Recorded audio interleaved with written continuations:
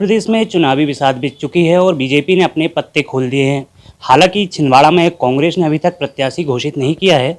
भाजपा ने भारतीय जनता पार्टी के जिला अध्यक्ष विवेक बंटी साहू को फिर से मौका दिया है। हमारे साथ हैं केंद्र सरकार के एमएसएमई मंत्री भानु प्रताप सिंह वर्मा जी, जो छिंदवाड़ा में चुनाव प्रचार के संबंध में और कार्यकर्ताओं से बैठक लेने पहुंचे हैं। उनसे जानेंगे कि क्या रणनीति होगी, किस तरीके से वो कमलनाथ का जो गढ़ कहा जाता है या लोग कहते हैं कि यहाँ पे छिंदवाड़ा में कांग्रेस का दबदबा है, उसे किस तरीके से हटाएंगे, क्या प्लानिंग रहेगी। आप आए हैं उत्तर प्रदेश की एक बड़ी राजनीति जहाँ से देश की पूरी संचालित होती है, छिंदवाड़ा में क्या रहेगा आपका। विशेष रूप से मैं जो भारत टीवी है उसका मैं अभिनंदन करता हूँ, स्वागत करता हूँ कि आप लोग यहाँ इस गेस्ट हाउस में आए हैं।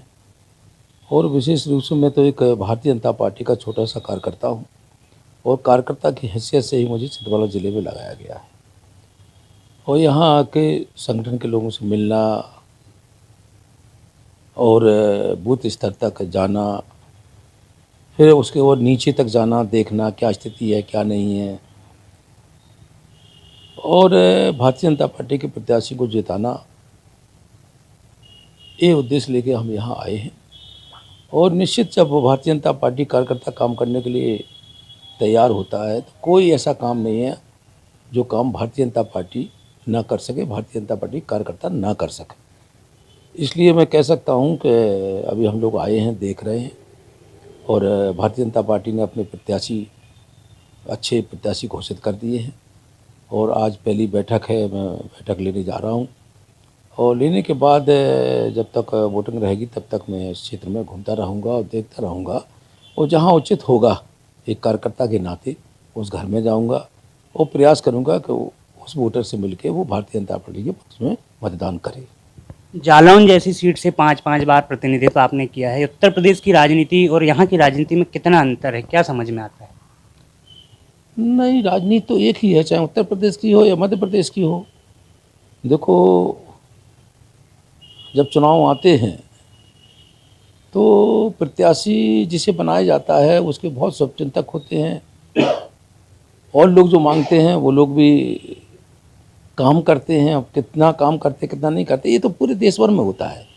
तो यही काम है हम लोगों का। जो प्रत्याशी घोषित हो गया है उसके पक्ष में सारे लोग जो मांग रहे थे टिकट, या जो शुभचिंतक हैं या कोई किसी तरीके से नाराज हैं, उन्हें संतुष्ट करना, सारी चीज़ें करना और भारतीय जनता पार्टी के पक्ष में मतदान कराना, ये हमारा दायित्व है। इसी दायित्व को लेकर हम यहाँ आए। महत्वपूर्ण मंत्रालय आप संभालते हैं एमएसएमई, जिससे आम व्यक्ति, नीचे तबके का व्यक्ति जुड़ा है, उससे लाभ मिलता है। क्या क्या खास योजनाएं हैं जो आम लोग उससे लाभान्वित हो रहे हैं। देखिए, देश के यशस्वी प्रधानमंत्री नरेंद्र भाई मोदी जी ने मुझे अपने मंत्रिपरिषद में राज्य मंत्री के रूप में एमएसएमई मंत्रालय का भार सौंपा है। और हम लोग एमएसएमई मंत्रालय के द्वारा देश की जनता की सेवा कर रहे हैं, और जो योजनाएं हैं उनको क्रियान्वित करने का प्रयास कर रहे हैं और कर भी रहे हैं। अभी देश के उसी प्रधानमंत्री के जन्मदिन के समय एक प्रधानमंत्री विश्वकर्मा योजना लॉन्च की गई है। उस योजना के माध्यम से गांव-गांव में जो गरीब लोग हैं, जो पुश्तैनी काम करते आए हैं, चाहे वो बढ़ई हो, कारपेंटर हो, धोबी हो और सुनार हो, जो पुश्तैनी काम करते आए हैं, वो छोटे छोटे लोग हैं जिन्हें पैसे की आवश्यकता है।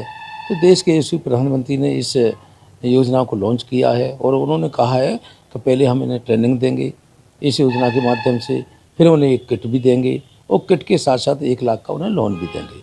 और लोन में उन्होंने कह दिया है कि जो लोन उन्हें देंगे उसमें हम 5% ब्याज की दर पर उन्हें देंगे। बकाया जो होगा, जो भी 5, 6, 7% जो लगेगा वो हमारी भारत सरकार देगी, हमारा विभाग उसे देगा। इस तरीके से उस योजना को क्रियान्वयन करने हम लोग निकले हैं, और जगह जगह रजिस्ट्रेशन हो रहे हैं, और रजिस्ट्रेशन होने के बाद उन्हें ट्रेनिंग भी दी जाएगी और उन्हें से आच्छादित किया जाएगा। आकांक्षी विधानसभाओं को लेकर बीजेपी खास फोकस में है। उन सीटों पे जहां तक अभी तक जीती नहीं है, कुछ जगह जीती है, उसको लेकर क्या रिस्पांस आपकी पार्टी को मिल रहा है। विशेष रूप आकांक्षी जो जितने भी ज़िले हैं उन ज़िले की पहले से ही पॉलिसी तय है, वहाँ हम लोग काम कर रहे हैं, सारी चीज़ें कर रहे हैं, और लोगों को लगाया गया है किसी भी तरीके से हम एक उस आकांक्षी ज़िले को, या ब्लॉक भी है तो उस ब्लॉक को, और ब्लॉक जो बड़ी तेज़ी के साथ आगे प्रगति कर रहे हैं, उस ब्लॉक को भी हम लोग उसी तेज़ी के साथ प्रगति कराना चाह रहे हैं जिससे सामान्य स्थिति हो। आकांक्षी जिले जहाँ जिले कमज़ोर हैं उनको भी हम लोग फोकस करके देश के यशस्वी प्रधानमंत्री जी ढेर सारी योजनाएं वहाँ दे रहे हैं। वो इसलिए दे रहे हैं कि वो भी आकांक्षी जिला जब सामान्य होगा, जब वो सामान्य होगा तभी देश प्रगति करेगा, तभी प्रदेश प्रगति करेगा।